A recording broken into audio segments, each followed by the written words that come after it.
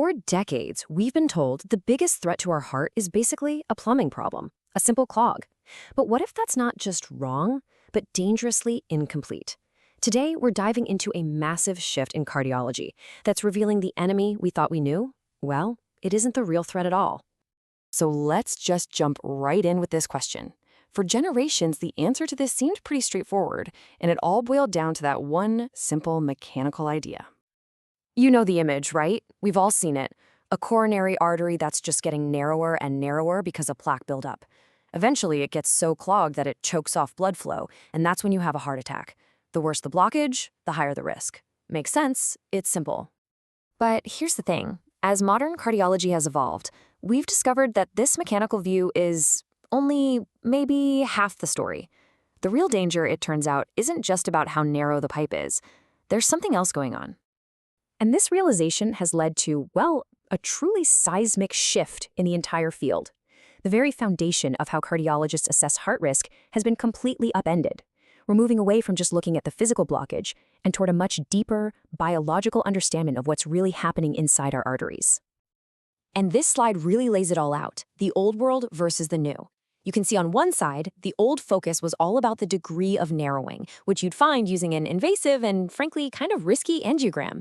But now the focus has shifted to the degree of inflammation inside the plaque itself, something we can actually see with non-invasive CT scans, and this is crucial, we've stopped treating something like diabetes as a separate problem. We now know that your overall metabolic health is absolutely central to this fight.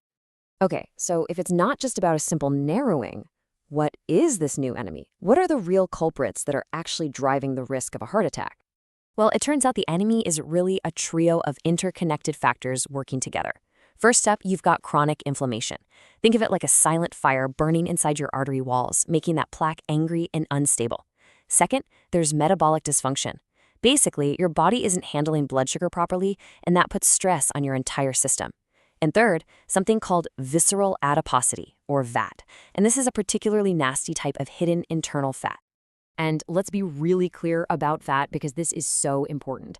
This is not the fat you can see or pinch on your stomach. This is a hidden, dangerous, metabolically active fat that's wrapped around your internal organs like your liver and intestines. And it's not just sitting there. It's actively pumping out inflammatory signals throughout your body. This stuff drives not just heart disease but cancer risk too. And this is the scary part. You can have high levels of it even if you have a perfectly normal weight, a normal BMI. But here's the good news. To fight this newly identified three-headed enemy, medicine has developed an absolutely incredible new arsenal of tools and treatments. We can fight back. This new toolkit is a massive leap forward. We're talking about AI-powered CT scans that can literally see and measure that inflammation we talked about. There are wearable glucose monitors that can spot metabolic problems years, sometimes a decade, before they'd ever be diagnosed as diabetes. And we can now precisely quantify that dangerous visceral fat. We are no longer guessing based on shadows on a film. We're measuring the real biological risk factors directly. But, these tools do so much more than just diagnose. Often, their real, true power lies in the profound psychological impact they have on the person who sees the results. I mean, just try to imagine it. You're sitting with your doctor, and on a big screen, you see an image of your own heart. And there, in your most critical artery, the one they call the widowmaker, is a brightly colored spot that shows active, dangerous inflammation. In that single instant, the abstract risk of heart disease becomes terrifyingly real. It's not something that happens to other people anymore, it's happening inside you. And then your doctor shows you a number like this, 15%. A 15% chance of dying in the next 8 years if you do nothing. Suddenly, the risk isn't just an abstract idea. That one number makes the need for change immediate, personal, and absolutely undeniable. And the great thing is, now we have the firepower to fight back effectively. There are incredible new classes of drugs, like the GLP-1s you've probably heard about, that directly target this metabolic dysfunction. And right alongside those are intensive, data-driven lifestyle changes that are more powerful than ever before. We can finally see the root problem, and now we have the specific tools to fix it. So all of this, the new enemy, the new tools, the new treatments, it all builds to a completely new philosophy of prevention itself. One where the old categories and the old battle lines are starting to completely break down. For years and years, medicine had this very neat division. You had primary prevention, which was your GP's job, basically keeping healthy people healthy. And then you had secondary prevention. That was for the cardiologist, after you'd already had a heart attack or a stent, and their job was to stop it from happening again. Two separate worlds.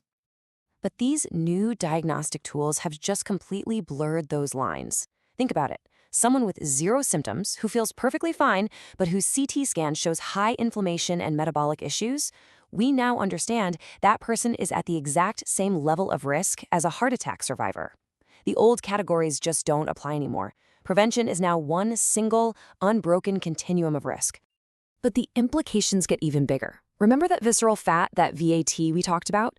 Turns out it isn't just a risk factor for heart disease. It's a major driver of multiple types of cancer too. And this is a total game changer. It means that the things we do to lower heart risk, better diet, the right exercise, those new medications, are also actively reducing cancer risk at the same time. Cardiology is literally becoming longevity medicine. Honestly, I don't think anything captures this entire transformation better than this quote from Dr. Edward Leatham. His job has fundamentally shifted from being a highly skilled plumber who fixes clogs after they happen to being a strategist who prevents the fire from ever even starting.